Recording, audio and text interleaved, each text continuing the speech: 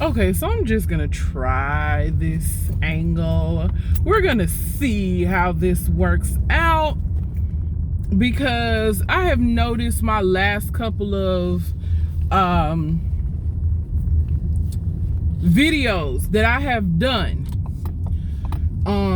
where I do like a Facebook Live and then I pull it over and put it on YouTube. I'm really getting tired of seeing those black bars on my videos, so this better work. Okay, I just want to have a conversation with you guys this afternoon while I still have some energy and happy juice left for the day. First off, happy Mental Health Awareness Day. National Mental Health Awareness Day. In celebration or in recognition of today, I felt like today would be a perfect day to talk a little bit about me and what's been going on with me and my thoughts about me. And recently I've started back going to therapy, which is totally awesome. And I have discovered a lot of new things about myself that I did not know before, things that are going to help me to get better in terms of my mental health journey or my mental health recovery journey or whatever you want to call it.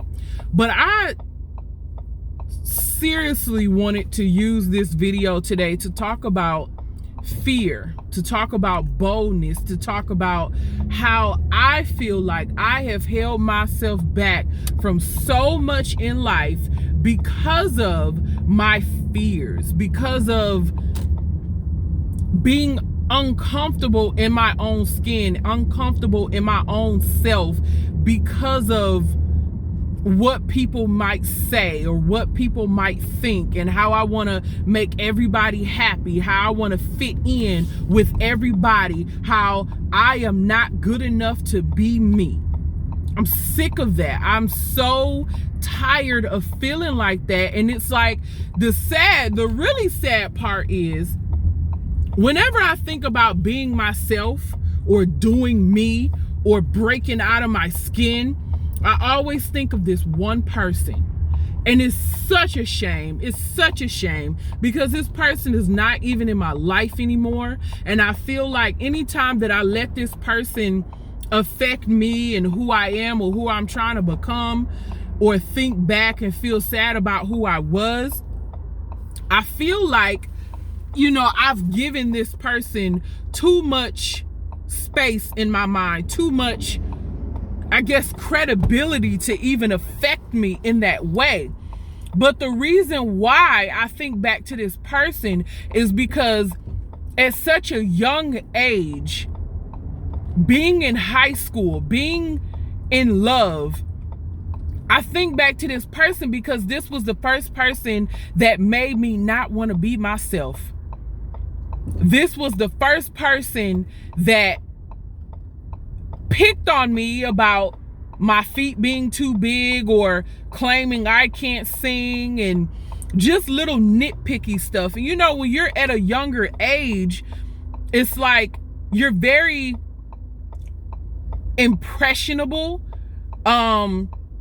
or when love is involved, it tends to really, really change you. And I feel like, that's why anytime I'm afraid to be myself, I think back to that person, because that was the first time that I shied away from who I really was. When they felt like I was being lame or dumb or what they called stupid, I would change who I was, or I would put myself in this box in order to continue being loved by him.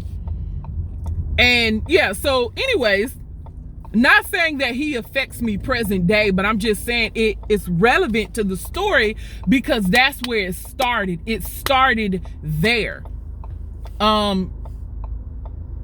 Yeah, it started there. Now, present day,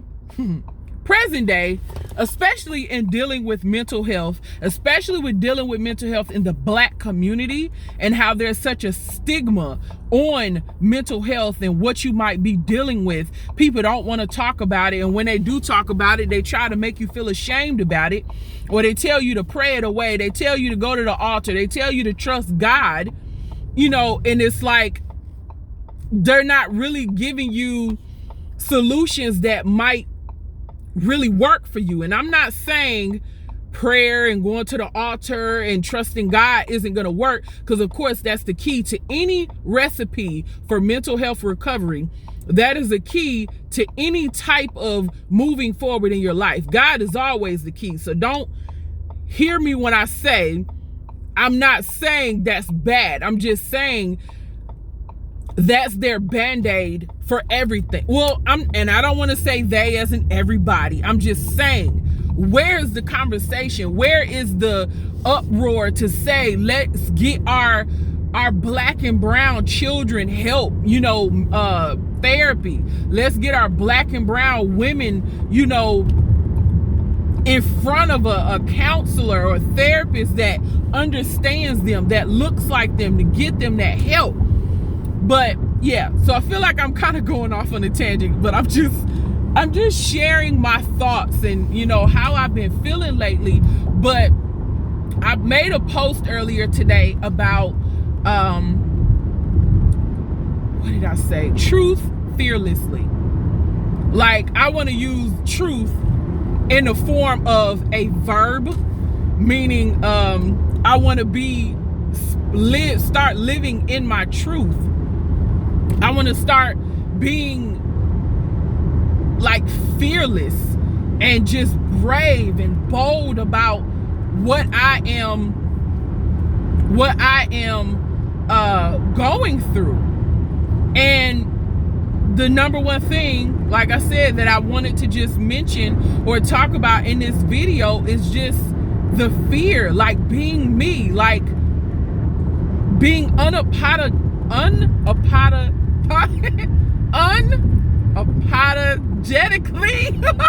y'all know what I'm trying to say, unapologetically me.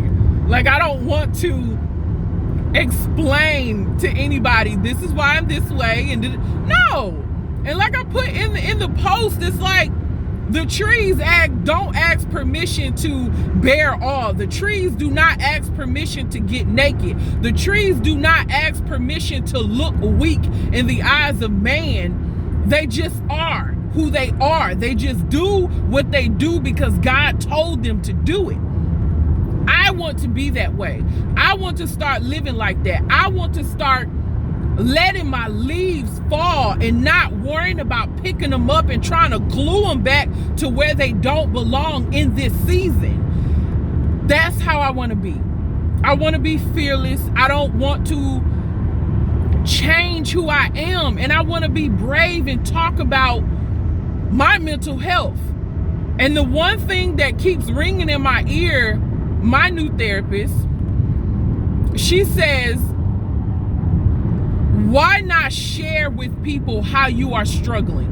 Why not share with people how you deal with, or pretty much how I'm not dealing with what I'm going through? And it took me a few weeks for me to be like, I don't really know, because in the back of my mind, like, I still had that thought and that fear of, I don't want to tell people this.